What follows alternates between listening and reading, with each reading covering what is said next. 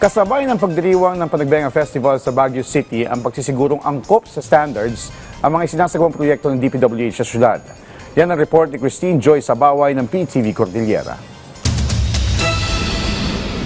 Nagsagawa ng inspeksyon si DPWH Secretary Vince Dizon kasama si Baguio City Mayor Benjamin Magalong sa ilang proyekto ng ahensya sa Baguio City. Isa sa mga ininspeksyon ng rock shed sa Barangay Camfor Sitio Camsig sa Ken Road, Tuba, Benguet. Matatandaang ang proyektong ito ay personal ding ininspeksyon ni President Ferdinand R. Marcos Jr. noong nakaraang taon.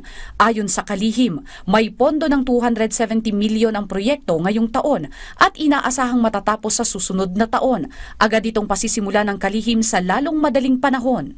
Talagang tututukan natin to. Tututukan ng ating RD, tututukan ng ating DE. Pero, syempre, babantayan din tayo ng mga local governments natin.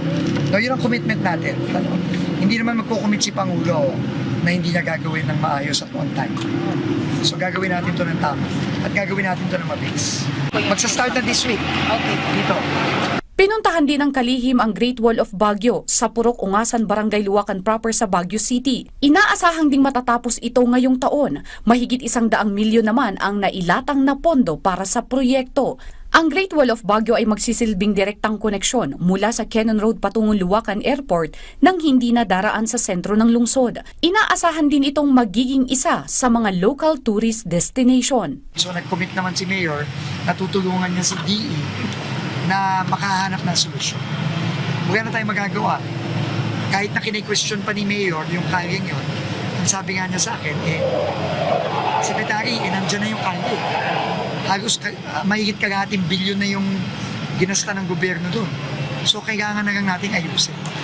So nagpapasalamat naman ako kay Mayor na tutulong siya na maayos natin yung exit entry mula Luwakan at exit papuntang Luwakan. Samantala, inaasahan namang magpapatawag ng meeting si Mayor Benjamin Magalong para pahintuin ang mga iligal na pagmimina sa Luwakan hanggang Cannon Road. Mag-meet kami in 2 weeks, mag-meet ulit yung Mining Regulatory Board.